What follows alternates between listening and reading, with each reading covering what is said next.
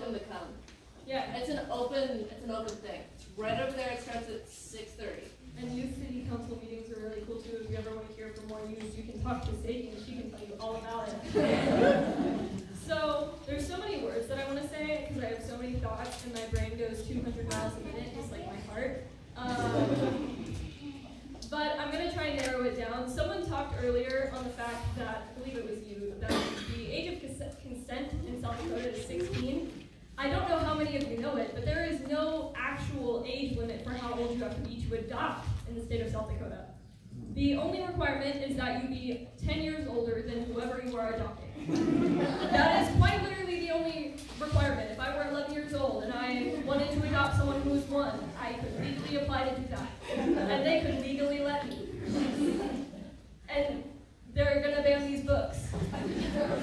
I could go adopt a child right now if I wanted to, but they won't let me read a book. I feel like that's kind of important to bring up. I learned about that while I was in speech class. We were doing a group discussion on adoption law. And there's just a ton of stuff that you can't do. And I never thought one of the things you can do would be adopt at the age of 11. Just something to throw out there.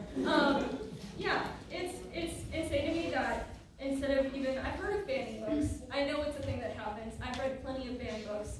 I never thought I would live to see the day where someone was like, let's destroy them. Let's just absolutely get rid of them. And it's not even like, you can still read it in the library. You can't. They took all of them out of the library. The books are gone. You cannot access them. So it's not even that they took them out of the curriculum. You cannot find them at the school.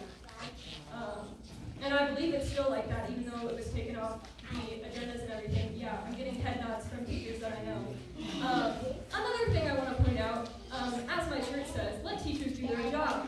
I have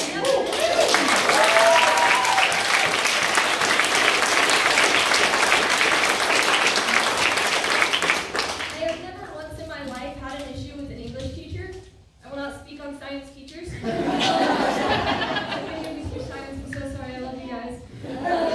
English teachers are great. I have literally never had an issue with an English teacher. I've never had an English teacher steer me in the wrong direction. Every book that I have ever read in an English class has shown me a new point of view. Another thing that I've learned over being in high school, especially from theater, something we hear a lot, is that theater is supposed to make you, and art in general, is supposed to make you feel something. You are supposed to question morals and views and other people's points of views from art. And if you're banning books, then you're basically saying you don't support listening to other people. You don't support seeing other people's points of view. And I think that's stupid. It's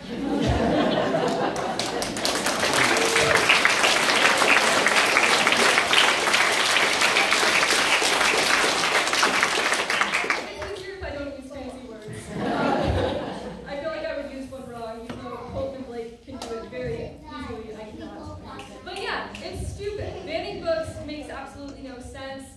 If we can read stuff in schools like Oedipus Rex, why can't we read these? Why can't we read any of these? Genuinely, there's much worse stuff, debatably, in classic books, which we read because they're classics.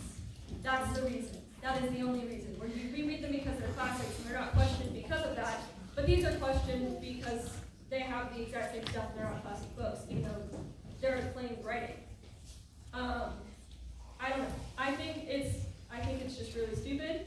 Again, that's about all